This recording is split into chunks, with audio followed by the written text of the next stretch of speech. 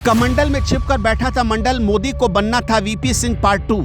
सवर्णों की नाराजगी का रत्ती भर परवाह नहीं बीजेपी को, असली कारण अब पता चला। बीजेपी ने सारे मंत्रियों और प्रवक्ताओं को क्यों कर दिया खामोश। टीवी पर बड़े बड़े ज्ञान देने वाले भी चुप।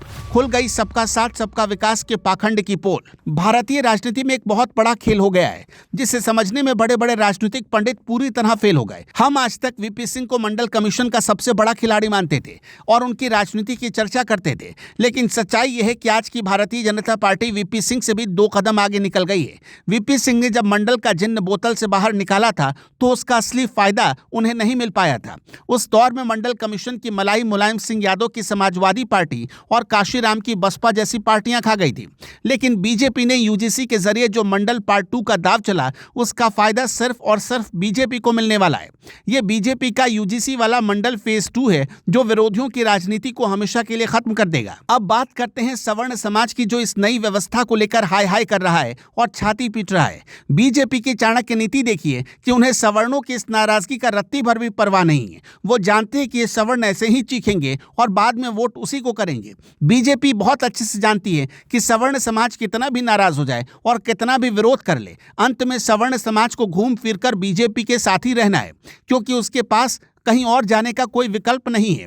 सवर्णों के पास आज की तारीख में विपक्ष में कोई दूसरा विकल्प बचा नहीं जो उन्हें अपना सके। बीजेपी की रणनीति यह है कि सवर्ण जितना ज्यादा हाय हाय करेगा और जितना ज्यादा विरोध प्रदर्शन करेगा, दलित और पिछड़े वर्ग का एक बहुत बड़ा हिस्सा उतनी तेजी से बीजेपी का पक्का वोटर बन जाएगा। सवर्णों का विरोध दरअसल बीजेपी के लिए खाद और पानी का काम कर रहा है, जो ओबीसी वोट बैंक को मजबूत कर रहा है। ये एक ऐसा मास्टर स्ट्रोक है जिसमें चित भी बीजेपी की और पट भी बीजेपी की ही है। बीजेपी असल मायने में अब जाकर एक संपूर्ण और असली राजनीतिक पार्टी बन रही है, जिसने हर वर्ग को साथ लिया है। उसने सपा और बसपा के कोर वोट बैंक यानी दलित और पिछड़ों के बीच ऐसा सेंध मारा है कि वो संभल नहीं पा रहे।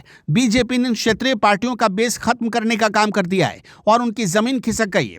सपा और बसपा जिस दलित और पिछड़े वोट बैंक के दम पर सत्ता में आते थे, आज वो बीजेपी के साथ खड़ा है।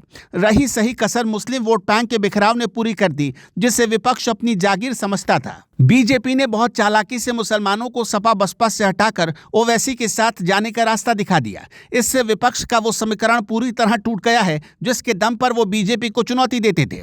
इस तरह बीजेपी के दोनों हाथों में अब असीमित ताकत आ गई। एक हाथ में कमंडल है यानी हिंदुत्व की प्रचंड लहर जो सबको जोड़ती है, और दूसरे हाथ में अब मंडल की ताकत भी आ गई जो सामाजिक समीकरणों को साधती है। अब इसमें सवर्णों की कितनी जगह है, ये सवर्णों को तय करना है।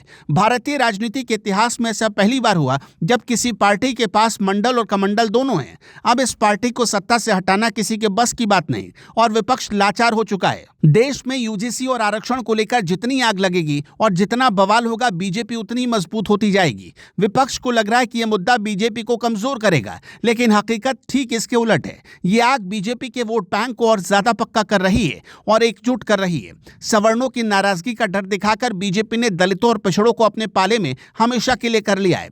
सपा और बसपा जैसी पार्टियों की दुकान अब बंद होने के कगार पर पहुंच गई है, क्योंकि उनका जो मूल मंत्र था उसे बीजेपी ने हाईजैक कर लिया और उसे एक नए रंग में पेश कर दिया। बीजेपी ने साबित कर दिया कि राजनीति भावनाओं से नहीं बल्कि ठोस समीकरणों से होती है। सवर्ण समाज आज भले ही खुद को ठगा महसूस कर रहा हो, लेकिन वो राजनीतिक अनाथ है।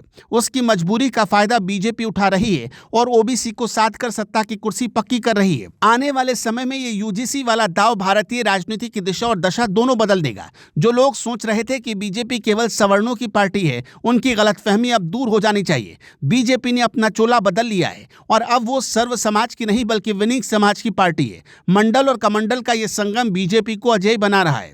विपक्ष के पास न तो कोई काट है और न ही कोई नई कहानी जो जनता को सुना सके, इसलिए जितना शोर मचेगा कमल उतना ही खिलेगा और विरोधियों की जमानत जब्त रहेगी। बीजेपी ने वीपी सिंह की अधूरी कहानी को पूरा किया है और उसका फायदा अपनी झोली में डाल लिया है। ये है नए भारत की बीजेपी, जिसे हराना अब नामुमकिन सा लगता है। भले ही वो ये कहती हो कि बटोगे तो कटोगे, एक रहोगे तो सेफ रहोगे, लेकिन ये मान लीजिए कि बीजेपी ही बांट रही है और बीजेपी ही हिंदुओं को अलग अलग कर रही है। आपका क्या मानना है, कमेंट में बताइएगा।